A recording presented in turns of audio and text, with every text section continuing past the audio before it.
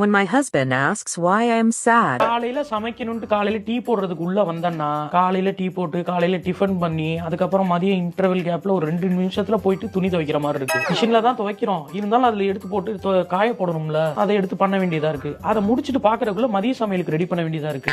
மதிய சமையல போய் பார்த்து மதிய சாப்பாடெல்லாம் பண்ணி முடிச்சு சாப்பிட்டு தட்டெல்லாம் கழுவி வைக்கிறதுக்கு 4 மணி ஆயிருது.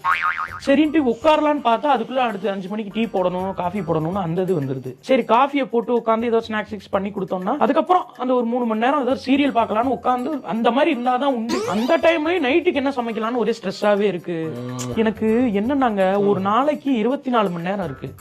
அதுல நியர்லி ஒரு 14 ஹவர்ஸ் கிட்ட எனக்கு வந்து சமையல் கட்டிலே போற மாதிரி தோணுதுங்க. சமையல் கட்டில தான் போகுது. சரி சரி, இப்படியே போச்சுன்னா அப்ப நம்ம எதுக்கு படிக்கணும்? அப்ப நம்ம ஒரு இடத்துல வேலை எல்லாம் பார்த்தேன் நான் கல்யாணத்துக்கு முன்னாடி. அப்ப அந்த எக்ஸ்பீரியன்ஸ் எல்லாம் எதுக்கு? அப்ப எதுக்கு கடவுள் நம்ம கொடுத்தாரு? இப்ப ஏதோ ஒண்ணு விட்டுட்டு நம்ம இங்க இருக்கமா, சரி அப்ப நம்ம வேலைக்கு போயிடலாமா அப்படின்னு தோணுதுங்க. வேலைக்கு போற தோணுச்சுன்னா போமா, வேலைக்கு போலான்னு தோணுது. ஆனா போனா பாப்பாவை யாரு பாத்துப்பா அப்படின்னு அது ஒரு ஸ்ட்ரெஸ்ஸாவே இருக்கு. ஒரு ஏதோ தப்பு பண்றோமோன்னு ஒரு கில்ட் ஃபீலாவே இருக்கு. என்னங்க பண்றது?